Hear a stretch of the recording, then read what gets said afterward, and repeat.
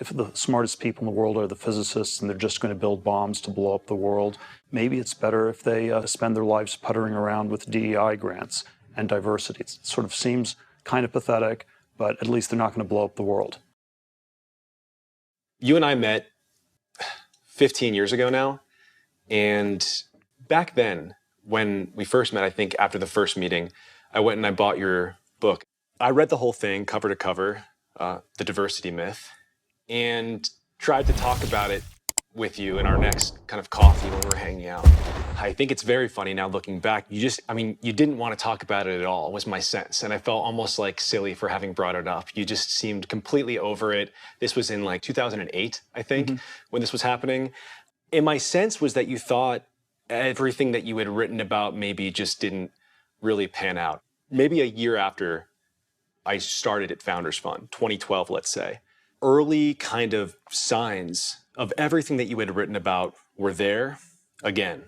And by 2015, I would say wokeness or DEI, whatever we're going to call it, had pretty much taken over every single institution in the country, which makes The Diversity Myth, I think, to my knowledge, the only book that accurately predicted basically the last 10 years of America.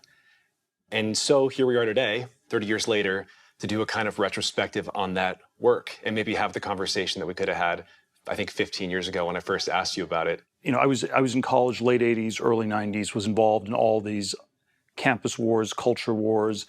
Some of them seemed to be just these crazy people doing silly things. Some of them seemed to involve cosmic battles. There was a big battle in the late 80s at Stanford University over the core Western culture program.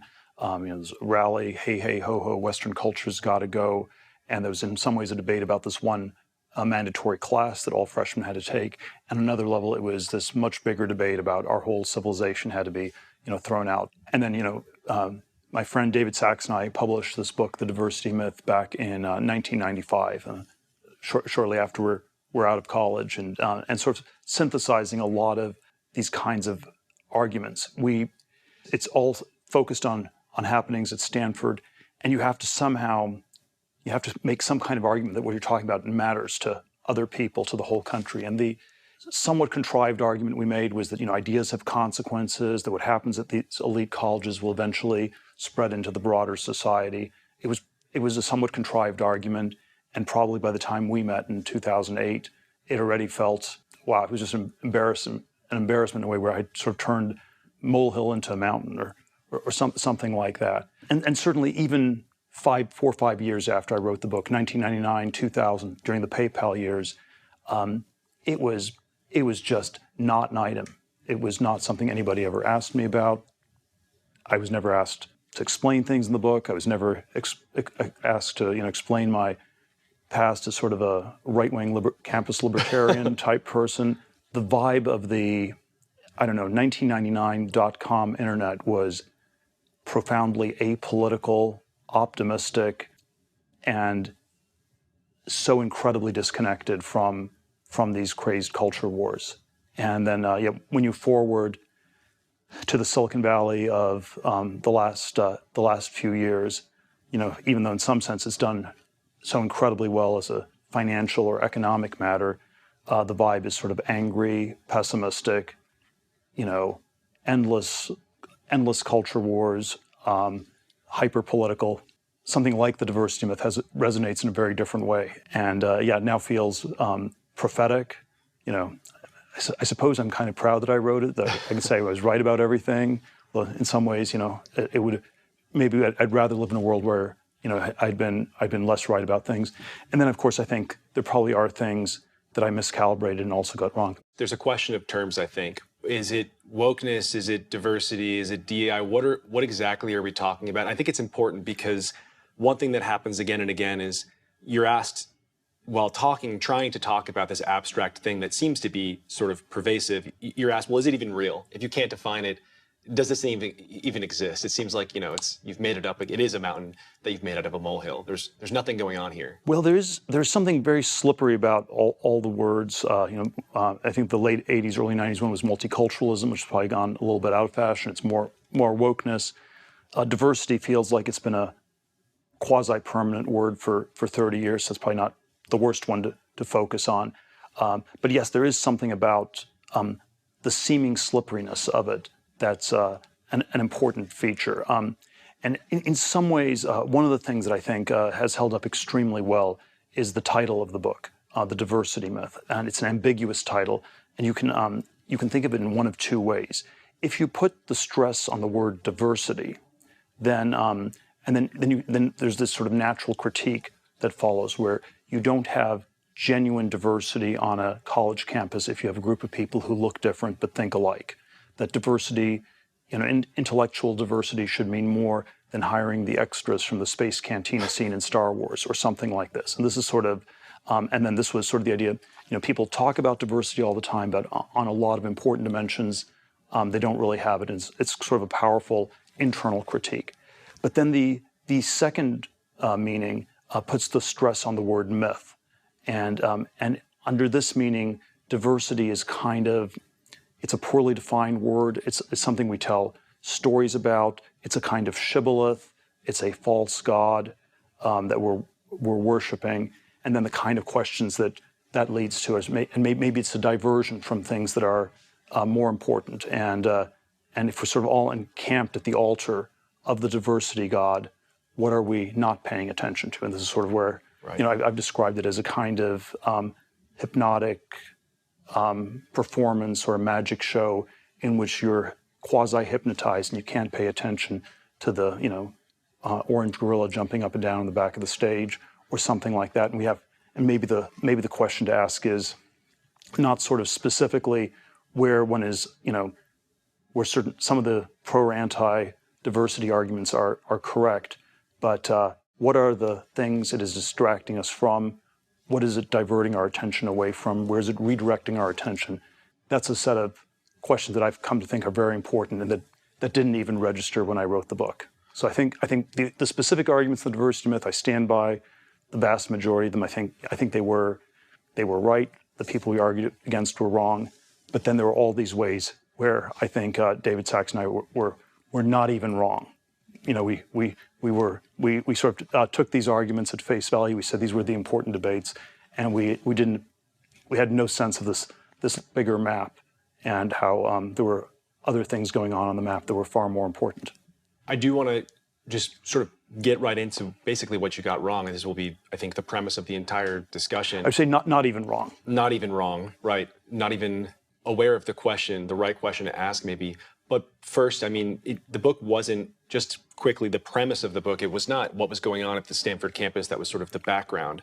What was the thesis of the diversity myth? There was a fault line around this debate about the West, Western civilization. There was one way in which the multiculturalism, diversity arguments were that we needed to study other cultures and other countries.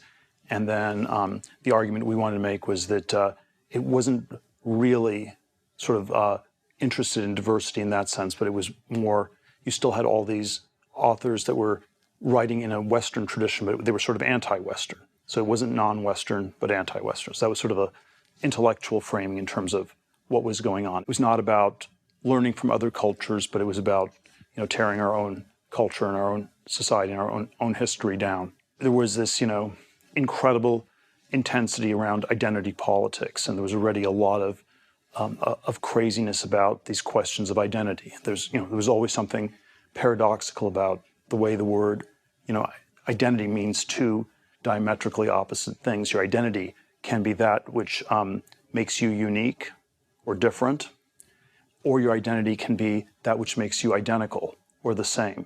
And then, you have all the people in Group X that their identity is that they're identical to the other people in Group X and somehow completely different from the people in Group Y. And then that's sort of the paradoxical definition of identity politics, where you start with a meaning both the same and different. If you start with a word that means A and not A, you can do a lot of mischief. And so there's a lot about, sort of the paradoxes and insanities of identity politics. So you were pretty focused. There were speech codes at Stanford where, there was sort of increasing restrictions on what you could say. There were sort of a lot of informal speech codes where people, for the most part, the speech codes were just the tip of the iceberg, and then people knew you weren't supposed to say things that you'd get in trouble. So you were focused on essentially the subject of what was happening, but you just all these sort of campus wars. you alluded to the fact that the real story was what we were not paying attention to because of it. What are they? Let's just take it in just a brief list before we take them apart, I think, one by one. Well, probably a different list one could come up with, but 4 things that I would say are bigger than DEI, and that DEI today, or even back then, was, is distracting us from. The first one would be that, in a campus context, there's all this focus on the insanities and the humanities, but somehow the sciences were more important.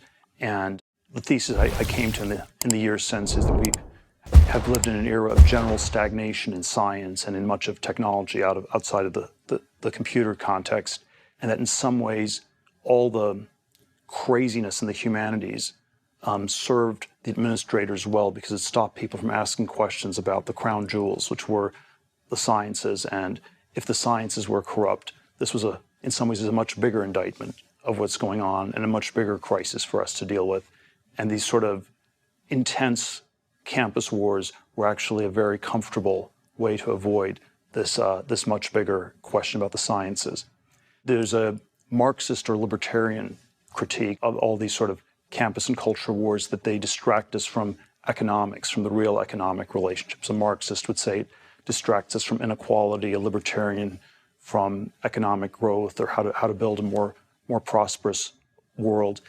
And I think there's something to both of those critiques, where we have this extraordinary situation where in the U.S. and the Western world as a whole, the younger generation for the first time is doing less well than their parents, has reduced economic expectations. That's an extraordinary development. We should be thinking really hard about how to fix that, how to correct that. And I think in some ways, as long as we get caught up in these crazed battles about personal identity or these culture wars, we will never tackle these bigger economic questions. The third one, maybe I already alluded to it, where as diversity as a false god or a false idol, in some ways functions as a substitute or distraction from religion in the Western context, from Judeo-Christian tradition. And if you, I don't know, sort of frame this a little bit polemically, but you say that God is the biggest thing that we could possibly be talking about in the universe. If you're distracted from God, that has to be the biggest distraction imaginable. And so there is something very strange where I think it's distracted us from that religion, or squeezed out certain religious questions. And then the fourth dimension would be if you think of maybe science and economics and religion are in some sense more important than politics, but maybe they're also distractions from politics. And then the riff I always like to have is maybe it's just a distraction. The etymology of political correctness is by the 1980s and early 90s, political correctness was a term that conservatives used to describe intolerant liberals. Go back to the 1970s, it was a term liberals used to describe themselves. If you go back to the 1950s, it actually had a very specific meaning, and it was you were a politically correct person if you were a card-carrying member of the Communist Party and you took orders directly from Stalin and in Moscow, and you just followed the party line. And I sometimes wonder whether it is it's still just a distraction from communism in the context of 2023, from the CCP, and that whenever people use the word DEI, they should just think CCP. But we can drill into all these a little bit more. Yeah. In terms of science specifically, this is always the rebuttal. It seems like, there's a lot going on. There's like the new molecule, and there's, I don't know, rocket ships that land. What about science is really broken? Well, we can always start with a meta question, which is how fast is science progressing generally? How do we measure it? How would we know whether it's healthy or broken? If you talk to the scientists, it always gets framed in these sort of breathless terms. We are 5 years away from curing cancer. Nuclear. String theory is a theory of everything. We're really close to understanding everything about the universe. And there's sort of all these, breathtaking developments around the corner, and maybe it's accelerating too fast. It's a dizzying pace, and we should slow it down. those are sort of the narratives you get, and then it's actually very hard to know how you would actually drill down into it. I'm not an expert on string theory, or what do I know about quantum computing or cancer. The argument that in a lot of these areas things are stalled and slowed is a difficult one to make, because in practice you run up against all these sort of self-congratulating experts, these guardians guarding their narrow subdisciplines and telling us how great they are. The sense that it has slowed, there's an economic sense that somehow all this progress has not translated into better living standards for people. There is a sense that if we just think about the way the world changed in my grandparents' generation from 1900 to 1980, 1990. That was a world where you went to from horse buggies to cars to supersonic airplanes. You landed on the moon, and then the last 50 years, there's a felt sense that things have changed in computers and all these things, but almost all the other dimensions feel less that way. When I was an undergraduate at Stanford in the late 80s, I always think that with hindsight, all the engineering fields were bad ones to go into. You didn't want to go into mechanical engineering, chemical engineering. All these things were sort of not really progressing quickly. They weren't really dynamic. Aeroastro was a bad idea. Nuclear engineering, people already knew, was a very bad idea. I think electrical engineering still had a good decade or two, but the only roughly good field was computer science, which was this not very challenging field for people who weren't that good in math. So I always have this riff where things that call themselves science are fields with an inferiority complex. And so computer science was sort of like climate science or political science. It was not a science at all. And then that turned out to be adjacent to the internet and this one sector that was going to boom in the next 30 years. Yeah, all the hardcore engineering fields went haywire. There was the Founders Fund, soundbite riff we had on our manifesto, back in 2011. They promised us flying cars. All we got was 140 characters. And so there is some sense that we don't have quite the Jetsons or Back to the Future. Well, we had 280 characters, and now you can post entire essays on Twitter. Sure, and of course it's progress. It's complicated. There are ways, and there are ways Twitter is important culturally and politically, and there are ways that it's a terrific business, and then there's probably still some sense where that by itself is not enough to take our civilization to the next level. But is your sense on the college campus something happened that inhibited progress in the sciences? Certainly sort of the basic research part of science, the hardcore part of science was, in some ways, it was not all on campuses, but a lot of it was adjacent to the universities. There were government programs. There were some large corporations that were funding it, and something started to go wrong in that culture, in the 70s and 80s, and it was hard to see at the time. It's sort of more obvious in retrospect. It became bureaucratized. There was something about the peer review process where people couldn't do breakthrough science. There was probably something about the signature achievements at Los Alamos and Apollo had this sort of military thing. So if the smartest people in the world are the physicists and they're just going to build bombs to blow up the world, maybe it's better if they spend their lives puttering around with DEI grants and diversity. It sort of seems kind of pathetic, but at least they're not going to blow up the world. And so I think, I think there's some way that it's overdetermined. There were a lot of different things that went wrong, but I think it generally slowed down a lot. In the 80s, I mean, you mentioned the exception to that general trend, which was computer science and the inferiority complex and all of that.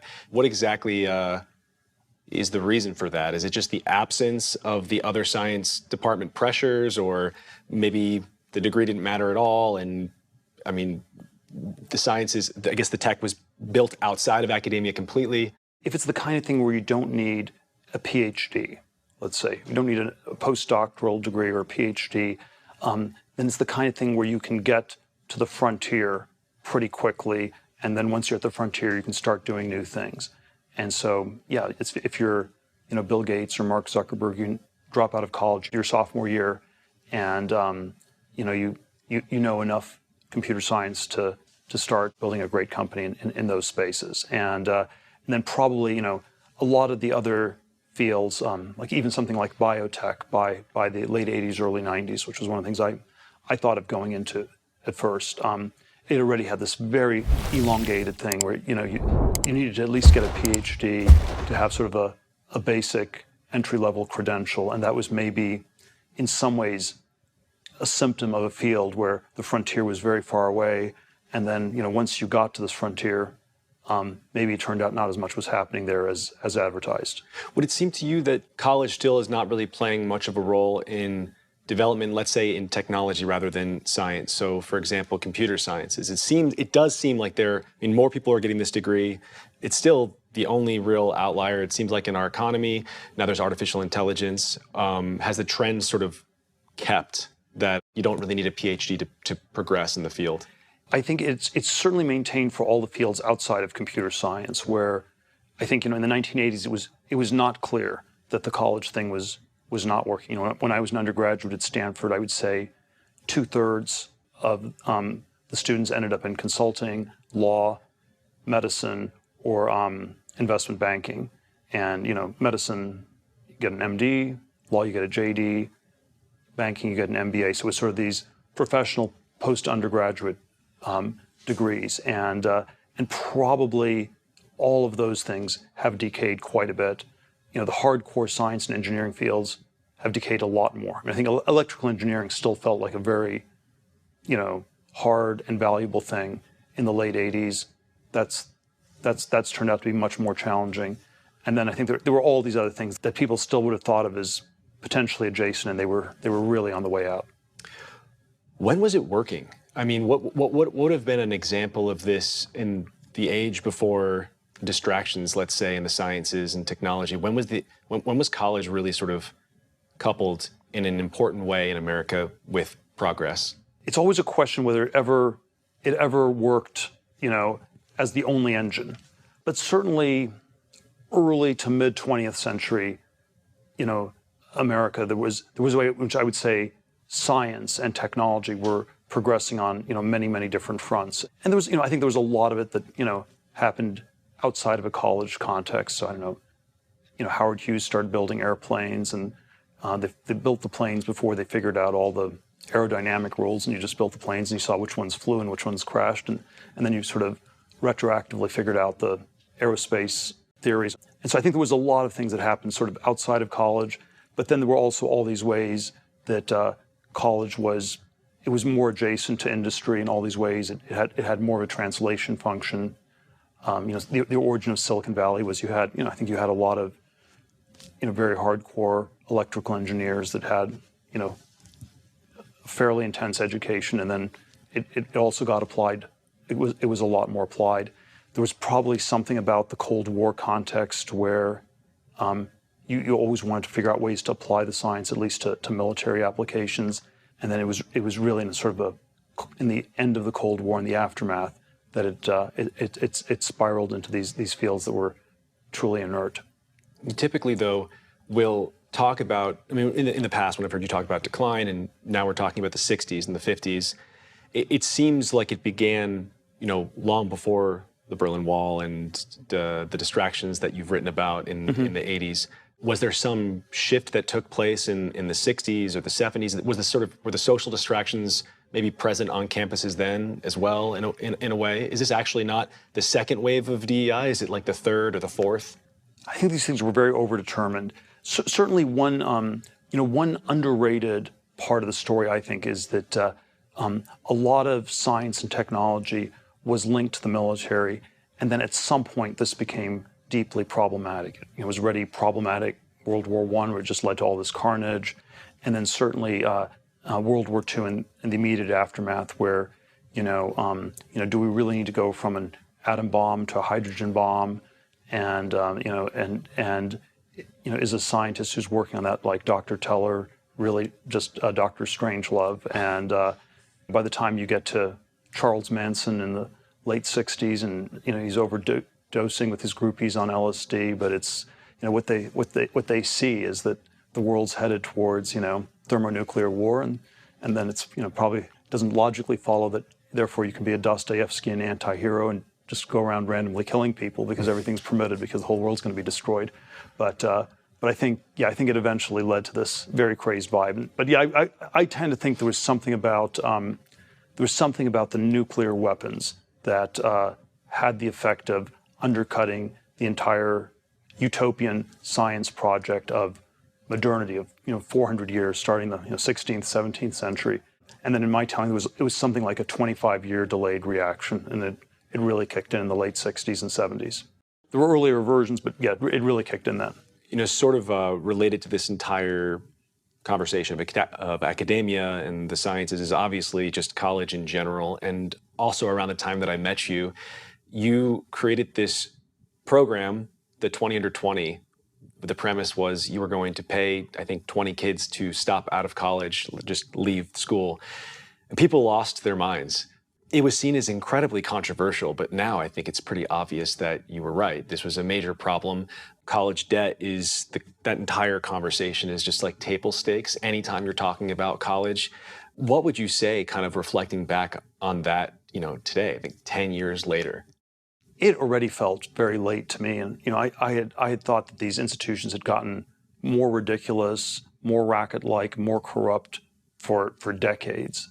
I think that already in 2010, it was kind of more, I was more like the little kid saying the emperor has no clothes. And so it was nobody was saying it. It was in some sense controversial, but there was surprisingly little pushback.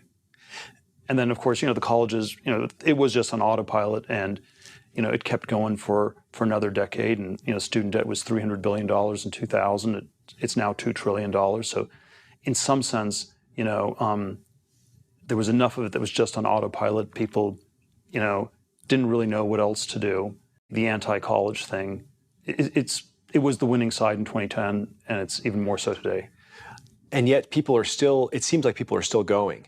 My guess is that COVID was somehow a big accelerant and a big point where we asked some very hard questions about these institutions. And man, the colleges went even crazier in that period. And from my perspective, I think, they just finally jumped the shark. Mm-hmm. But, I've thought that for decades. I think it is just this ridiculous internal echo chamber where they don't realize how messed up it's gotten. But probably there still are a few that it's worth sending your kids to. I'm not. Oh, you're over that as well. Well, I'm not sure. I think the elite colleges, in the 80s, it was definitely still a good thing to get into an elite college like Stanford.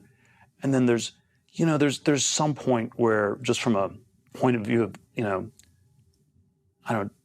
child, teenage development, it's if your entire, life gets tracked into doing all these, filling out college applications activities, and you never develop any interests or any passions because it's just this, completely contrived resume that you're building. There's some point where that's, that has to be more of a liability. And, my sense is that even for the kids that get into the elite colleges at this point, it's like you've passed some Mandarin examination in China, but you're just so exhausted, you're never going to do anything more with the rest of your life. You're burned out at 18. Just the other day, while I was preparing for this interview, the Starbucks union, they're contemplating going on strike. And they're not going on strike for more pay or time off or anything like that. They're going on strike because they want to make sure that they're allowed to put LGBTQ decorations in the stores. And that struck me as just kind of hilarious in the context of unions, right? You have these famous unions in the 20th century fighting, changing, transforming entire countries for economic power of the working classes.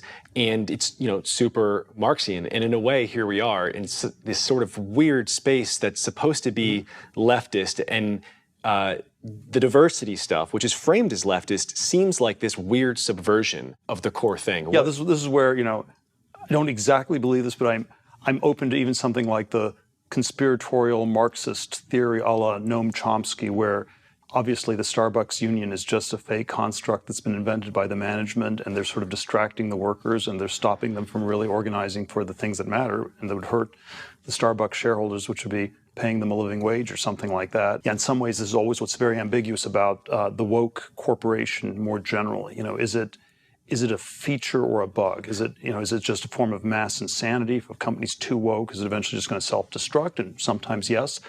And or is it more a feature where it's just a very clever way to make the workers forget about their economic interests or their class interests and to divide them by gender and race and pay them less? And I think it's sort of a proto woke corporation that did this pretty well was Walmart in the mid 2000s. There were all these sort of left wing groups, unions that were always saying it's ridiculous. People at Walmart are paid so little they can't even afford to shop at Walmart. And there's sort of all these stories that made a pretty good case on some level.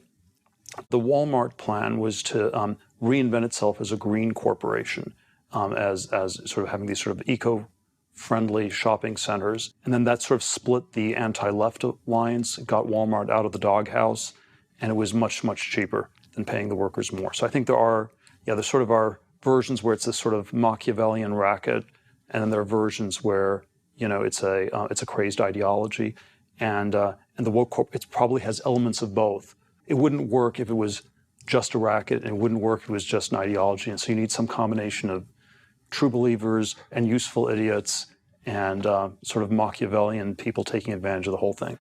Probably the economic dimension. I think there's a tendency to focus too much on ESG and corporations as sort of the main vector. And I think perhaps the bigger vector, bigger economic vector, where there are distortions and where diversity, woke ideologies distracting us from realities, is something like real estate. And this is where I'm sympathetic to sort of a Georgist economic analysis, which is that if you have distortions in real estate, they lead to forms of economic injustice and can lead to really crazed society. The way I would tell this sort of somewhat strange story would be that, if we were sitting in San Francisco or Manhattan back in 2007, and I would have said, wow, the rent is so high in these places, it's so ridiculous, and obviously this can't go on. People are just going to move. They'll find some other more reasonable, more affordable place in this country to live.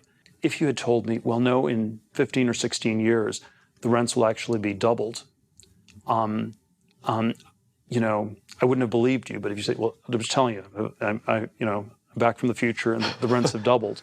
Wow, there must have been some extraordinary ideological superstructure that came with that. And people there must have been some kind of Stockholm syndrome. They must have been brainwashed in a really crazy way.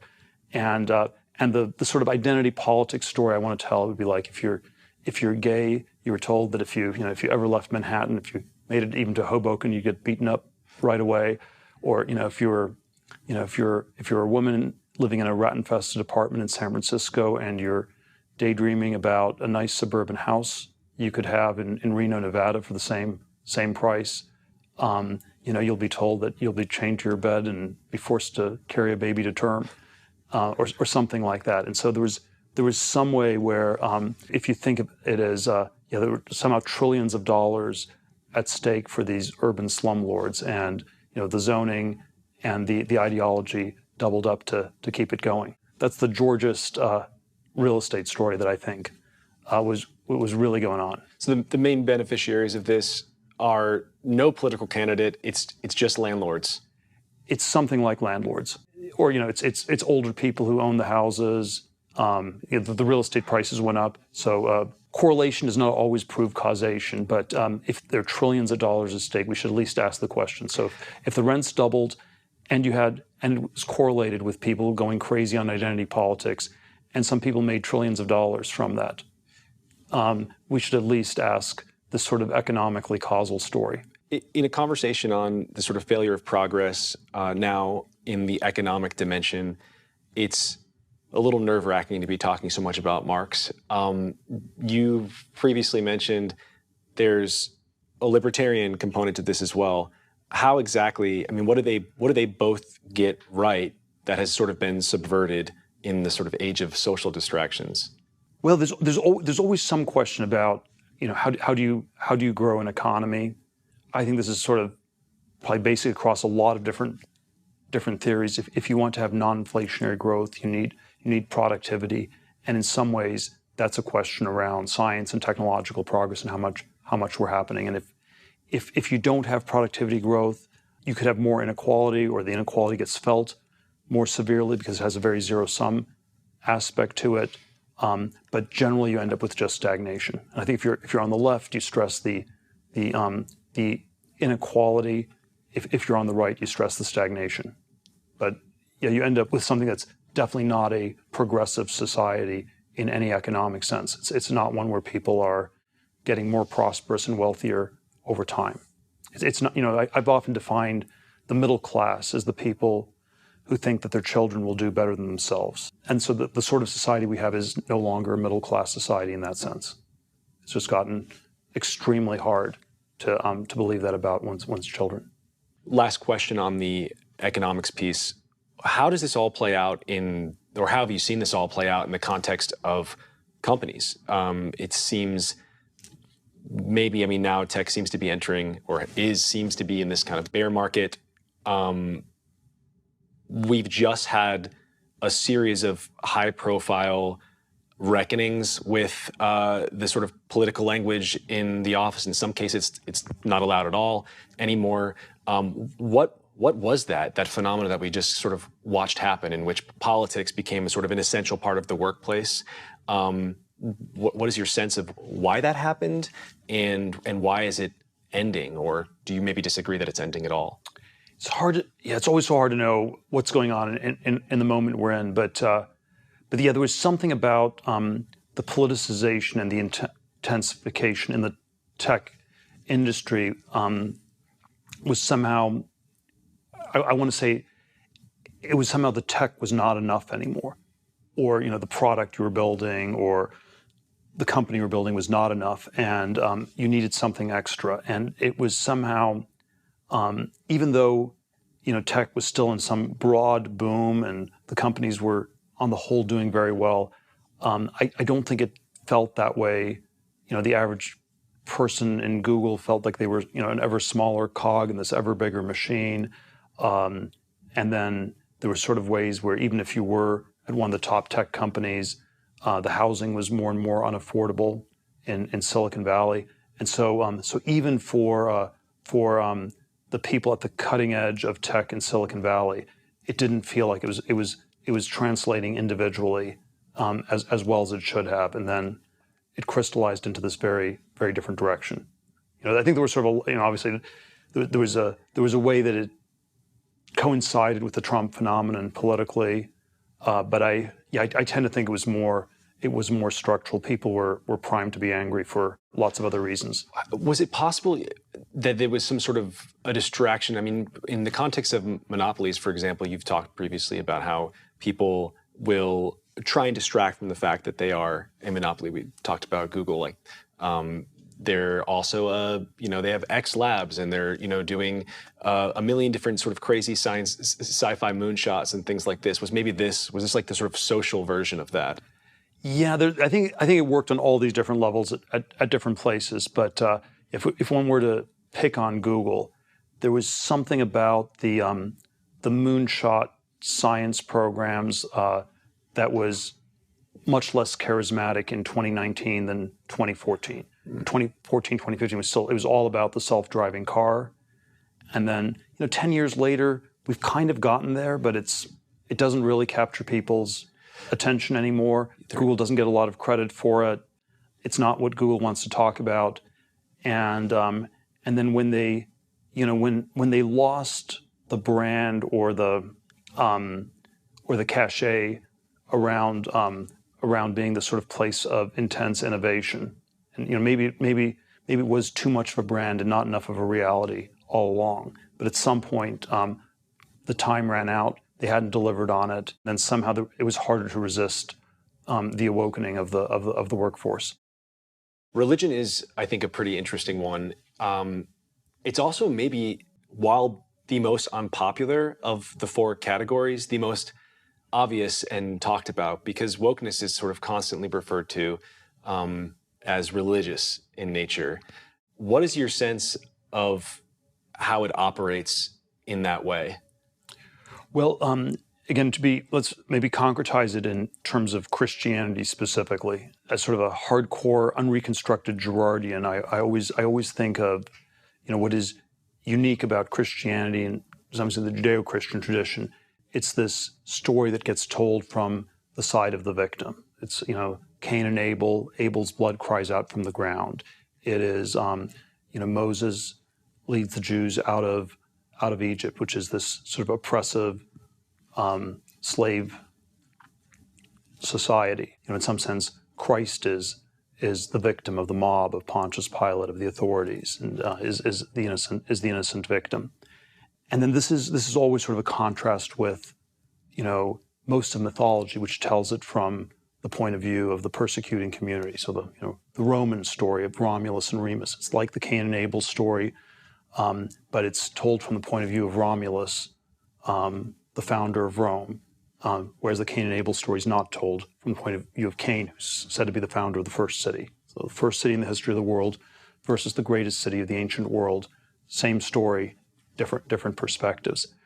If you sort of map the woke religion into this sort of Christian context, it's not wildly divergent from Christianity. It is just like one toggle switch away. It is something like also very concerned for victims, and it is, there's a long history in Christianity where there were all these people who said that they were more Christian than the Christians. And it was and this was Marx or Tolstoy in the 19th century. Was Christianity promised you, the poor shall inherit the earth, but we're going to have a communist revolution. The poor will get the earth right now in the here and now, and we're going to be more Christian than the Christians. And it's not going to be this long story of redemption. It's going to be a revolution that we're going to do right now. That's sort of the history in which I see it. So it's somehow dealing with a lot of the same themes, and then of course it it escalates them in some ways too, where by having this concern for victims, maybe you end up victimizing other people, or there's a lot of bad in history, and people did a lot of bad things in the past. But if you get rid of forgiveness, that's an important deviation that doesn't work. So I think of it as basically something like I don't know, Christian heresy sounds too old-fashioned, but it's something very, very adjacent to Christianity. And is that the primary difference? Would be the lack of forgiveness within the context of this sort of?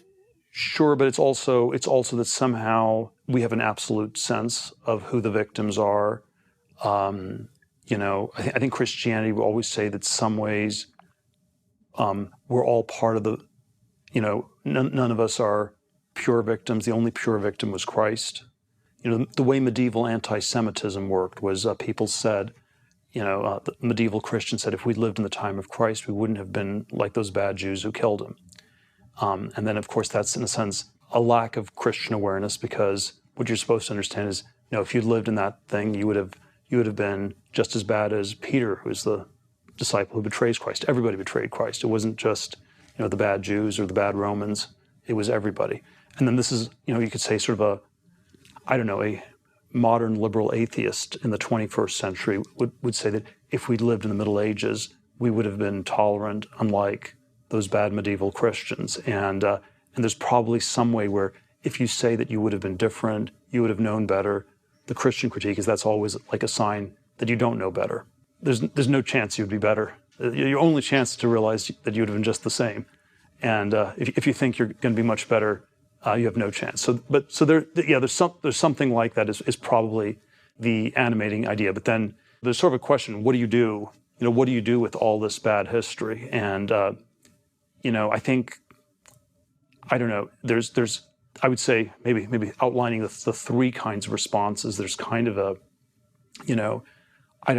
Nietzschean Bronze Age pervert BAP type thing that I find emotionally very tempting, which is, the history wasn't that bad, and I don't want to feel guilty about it, and I'm done feeling guilty about the history.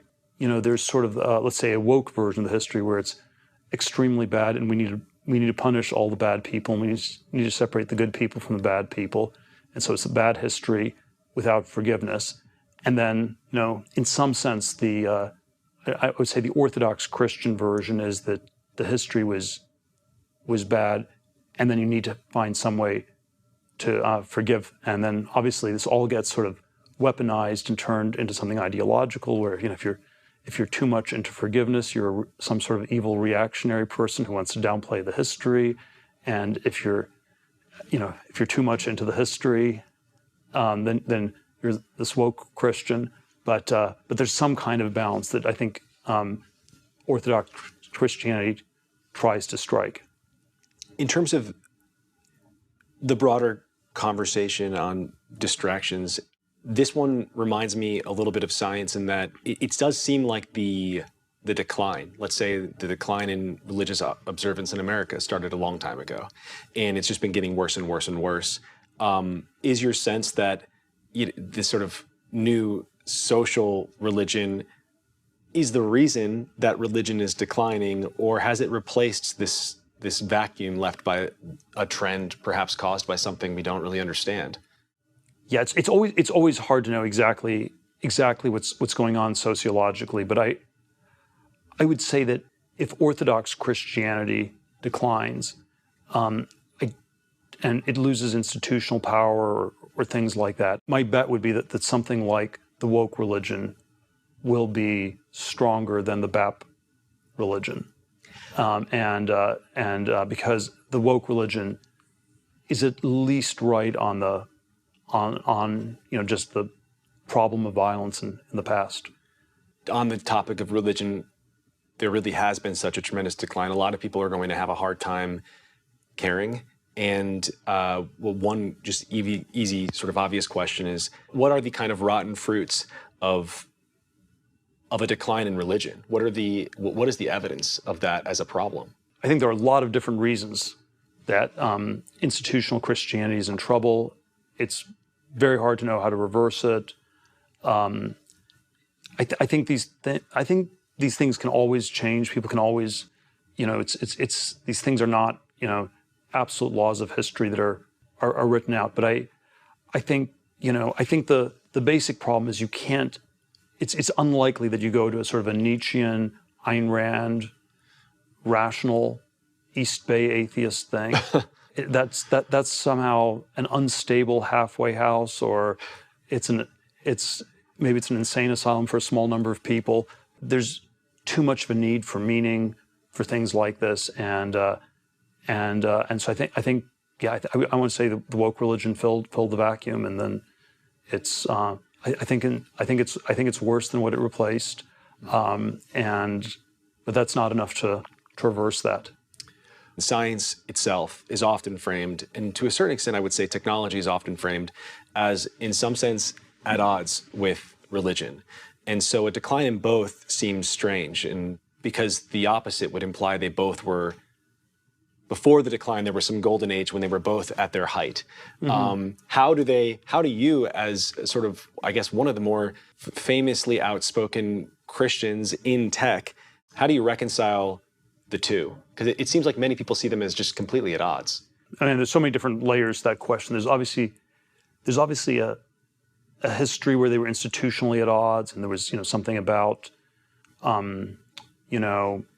early modern science that wanted to resist the Aristotelianism of the Catholic Church, and so there's sort of historical debates and contexts in which these things operated. But yeah, when you fast forward to our world, I do think of the decline as much more correlated. In some sense, both science and Christianity were concerned about the truth. And then there could be conflicting truths, and there were ways that could be a tension.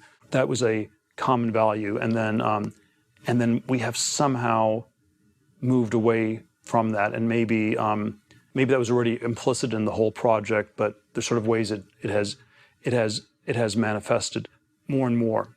There's a line that Obama always liked to cite, quoting Martin Luther King, something like the arc of the universe is long and it bends towards justice, or the moral arc of the universe is long and it bends towards justice. And I think that in some sense, the word in that sentence that people no longer believe exists is the universe. And it's like a physics riff, but the universe, if the universe is one thing, then it leads to certain questions like, was there something that created the universe that's not the universe, something like God, or something like this? And somehow it's adjacent to the God question. And then you can always say, well, it doesn't point to God, it's just a brute fact. There's no explanation for the universe. But then the universe points to a limit on science. So it either points to God or it points to questions science can't answer. And so somehow the idea of a universe is somehow at this intersection, I would say, of this question of, let's say, science and religion. And then the way we've pivoted away from the universe in the last 20 years is to the multiverse, where we can't know anything about the multiverse as a whole because we're in some completely unrepresentative subsection of it. And then you can't do induction, you can't reason about the whole, we can't know anything about the whole. And that's why I've often said that I think the multiverse has actually become a kind of gateway drug. And I don't mean this, I mean this actually almost in a non-metaphorical sense, but it's become a gateway drug to the simulation, to Boltzmann brains, to the Matrix, to, you're just a brain in a vat being manipulated by a mad scientist, or you're just this sort of disembodied mind being manipulated by Descartes' demon. And then it's become this gateway drug to sort of a world, a cosmos that we can no longer make any sense of at all. And if you can't make sense of, the whole cosmos, maybe you can't really make sense of any part of it either. But this is certainly not the way the early science project thought of itself in the 17th, 18th centuries. But somehow in the 21st century, I want to say somehow the abandonment of religious truth and the abandonment of scientific truth seem to me to be both symptoms of this very unhealthy postmodern world where we live in just different subjective fictions. It seems like, are you saying the red pill was a mistake? You should not. Don't take the red pill. I don't think we're in the Matrix. I don't think we're in a multiverse. I don't know. I'm not sure it's a scientific, but the sort of pseudo-scientific thing has been reframed as an escape from the theistic or scientific questions the universe would point you to. They're really compelling ideas that are almost impossible to get out. The Matrix is one. Obviously, the multiverse is another. The simulation matrix, obviously related to the simulation theory. Once you kind of start to think about them, there's no looking away. What do you think it is about them that makes them so attractive? Well, that's a different question. There are ways to avoid these ultimate questions, and we're in a world that if you want to have oblivion from the ultimate questions, that's what you get with those things. But I think the price seems very high, and the price seems to be that you just can't know anything, and you have to sort of give up on ultimately knowing anything about the world. And my intuition is that that's probably correlated very negatively with a technologically progressing society. If you're trying to figure out things about the world, you're trying to figure out things about parts of the world, that's a world where you're tinkering, you're improving, you're making it better. At least people are asking the question. This is... I don't think so. I disagree with you on this. I don't think they're pretending to ask it. I don't think they really are. Okay. They've asked it in a way where it's designed never to get to answers. If you ask a question in a way where it's designed that you can never get to an answer, I think that's actually a way to avoid a question or avoid a different question. So politics, in some sense, it seems all roads kind of lead here. This is the central piece of it all. It's right there in the etymology, as you mentioned at the top of this thing, politically correct. Is DEI a plot by the CCP to take over Silicon Valley? Difficult question to answer. I don't want to go down the full conspiracy theory, and then of course it's go all ahead and take a trip down. I think it is not the most important question what the mens rea of these people are. Are they truly card-carrying members of the Communist Party? Are they getting instructions from Beijing? Or are they just useful idiots? It's sort of, it's in the intelligence community context, it's sort of the difference between an agent and an asset. An agent is someone who has full mens rea, full knowledge, full intentionality. An asset can be just a useful idiot of one sort or another. You could similarly ask the question whether, is Bill Gates China's top agent or China's top asset? And it seems to me, if it's either of them, that's interesting enough, and we don't need to. If we can disagree that he's one or the other, that's pretty interesting. In terms of politics, what have we been distracted for? You're saying it's communism specifically, and it's a threat from China in particular. Yeah, on some level, it is. There's a way in which China is a massive geopolitical rival to the U.S. It is. If China gets to have a bigger GDP than the U.S., does this manifest as some great power competition, a la Victorian Britain against Wilhelmine Germany before World War I? And then in some ways it seems far worse than these historical analogs because it is being driven by a totalitarian ideology. It's again, I would say Leninist. You can sort of debate how Marxist it is, but certainly it is sort of a totalitarian one-party control. And it seems to me, the stakes are very high, and it's a very important thing for us to think about and what we do about it. And it's hard. And there's sort of it was like we have sort of a little bit of this with the Germany-Russia stuff in the Ukraine war, where you had this one pipeline, and that somehow was maybe a bad idea to have the pipeline because you were entangled with this bad government. Maybe people were somehow naive about these things automatically working. And the U.S.-China relationship, it seems to me we have 100 pipelines connecting us with China, and we're sort of entangled in this very bad way. It's a very unhealthy form of globalization. It depends on certain unhealthy differences remaining, where we have a lot of trade as long as the world is half slave, half free. And so I think there are all sorts of extremely big, important questions about how one should manage the relationship with China with what's going on, and anything that distracts us from that is very bad, and we should at least suspect that functionally it's doing the job of the Communist Party. And this is they want us to be distracted, for surely. To go back to the Bill Gates thing, you're saying it doesn't really matter if we've distracted ourselves or if we're being distracted perhaps by them. I mean, if this is some kind of actual psyop. The talking points of the Bill Gates, the Gates Foundation, are completely in sync with the CCP on COVID, on foreign aid, on globalization, on all these sort of things. And so, what exactly motivates him is almost a secondary question.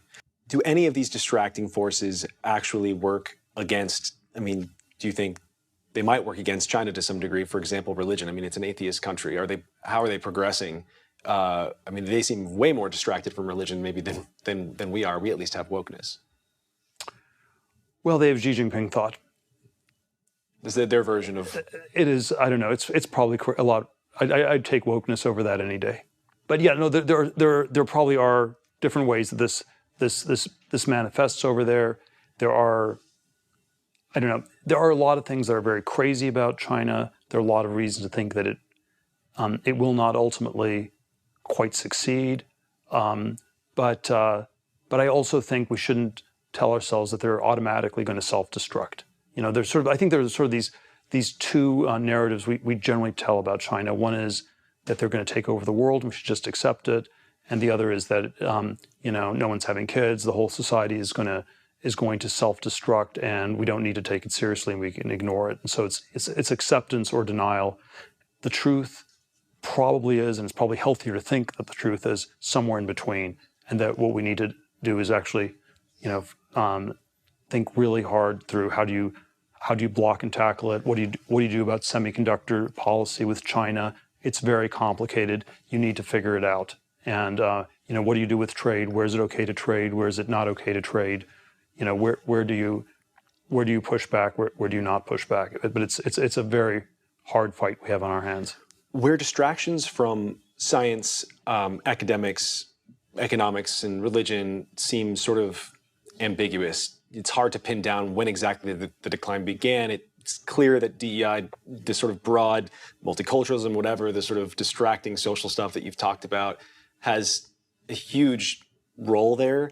Politics seems more obvious. It seems like the fall of the Berlin Wall was pretty much the moment that the distractions began. Once Russia was gone and was no longer a serious threat, or no longer perceived as a serious threat to us, we stopped thinking about this. I wonder, what is it about China that makes it so hard to care, as opposed to the USSR? Well, there's all sorts of different answers. There's obviously the end of the Cold War history in the 70s and 80s, where even the anti-communists like Nixon and Reagan, the strategy was to ally with the weaker China against the more powerful Soviet Union. This was the Kissinger opening to China in 1972. It was in some ways the Reagan administration continued this, even when they killed all those people on Tiananmen Square in June of 1989, within a month, Brent Scowcroft, the Bush 41 National Security Advisor, was in Beijing saying, "We don't care because you're anti-Soviet." The Berlin Wall didn't come down until 6 months later. And I sometimes think if the history had been the opposite, if Tiananmen had happened a year later, then maybe we could have reacted very differently. But there was a way in the 70s and 80s where China was seen as an ally, albeit a crazed communist one, against a more powerful Soviet Union. There was a certain realpolitik, and then there was some way that needed to be updated, and it wasn't. And then I think the Berlin Wall coming down was, it was basically, it got interpreted in two very different ways in China and in the West. And in the West, we interpreted it as, wow, these systems will collapse under their own weight, and we just need to wait them out. And something like the Berlin Wall will eventually come down, and all these other places, China, Vietnam, North Korea, places like that. On the other hand, in China, it got interpreted as, wow, we have to really learn from what happened in the Soviet Union, avoid making those mistakes. And Gorbachev had perestroika, economic restructuring, which is good, but glasnost, political opening, that's bad. And so we'll have perestroika, but no glasnost. And we'll learn from it. And if we learn from it, we can avoid that from happening. And so the downside of the Berlin Wall coming down in this almost miraculous way, and communism collapsing in this miraculous way in Eastern Europe in the late 80s, early 90s, was that we thought it was going to be too easy with China. And then, in fact, China learned lessons on how to shore up their system. And then we are where we are today. It does kind of seem at this point that all of the social distractions are kind of at an end, or at least they're not at the peak. It feels like the peak was something like 2020. It's been getting a little more open since then, at least in the context of tech. There's all sorts of pushback that's allowed now. And like I said earlier, a lot of this stuff is not even allowed inside of your workplace. A lot of these conversations are not able to happen. And probably there's something about the ignoring the China challenge has also gotten a lot harder. There's probably, there probably is close to a bipartisan consensus that you need to do something. I think there's sort of a lot of other countries that have, are coming around to the U.S. view on this. And, there obviously are still all these people in our society that have benefited, there's Hollywood, the universities, Wall Street. So there are these institutions that somehow were long the bilateral thing with China. They were somehow long these pipelines. But they all feel like they're on the losing side. It's sort of, the decoupling, the de-risking, that train is leaving or has left the station. And it's not a good idea, not even in your economic self-interest, to be just picking up pennies in front of a bulldozer. That's sort of what you're doing. And this is where, I don't know, just to pick on the Sequoia venture capital firm would be, it seems to me like a very clear calculation that, okay, this train's leaving the station. You're We talking about better getting rid of the China just piece. decoupling, the radical decoupling, the radical spinning off all the different funds. And then, we're sort of in this world where if you track it relative to statements they were making, op-eds that Mike Moritz was writing in the Financial Times 3-4 years ago, it's wow, it's hard. They sound like they were 100 years ago. So we are in this, I mean, they for sure, but then we are in this moment that's diverging from the previous 5 years, 6 years, 7 years trend. I never thought that this stuff would come back the way that it did. I didn't even really have a sense of it in the early 90s at all. Do you agree that it's a kind of less distracted moment? And then I guess the next question is like, if this is just a DEI winter, what does it look like when it returns? I think people are aware of the science stagnation in a way they were not 10 years ago. I think they're aware of the economic stagnation. The college thing. And so all these things, the kicking the can down the road doesn't work as well anymore. I think the China thing they're aware of. I think even the Christianity piece is, it's somehow, it is something to say that's anti-Xi Jinping thought. And the new atheists, I always think in the mid 2000s, new atheism was just it was a politically correct way to be anti-Muslim, and it seemed very desirable in some ways at the time. And whereas if you fast forward it to 23, I'm not scared of Islam. I don't even feel anything that bad about Islam anymore. It's clear the enemy is Xi's totalitarian China. It's atheist, and the East Bay rationalists have lost their way because they had a lot to say about Islamic fundamentalism. They have nothing to say about the groupthink that is Xi Jinping thought. I feel like we should end on something positive, and I don't know what that could possibly be after this sort of like horrifying specter of communism. Well, if we, there are a lot of reasons the tech stuff didn't happen. People were scared of the military. It was hard to come up with new ideas. People were too risk averse. But there was also just a lot of regulation, and we just wanted to hamstring it and stop it. If you look at the large language model breakthrough on with AI, that seems like a big deal. It's a big thing that's happened. It's hard to know all what it means. It's disorienting in all these ways.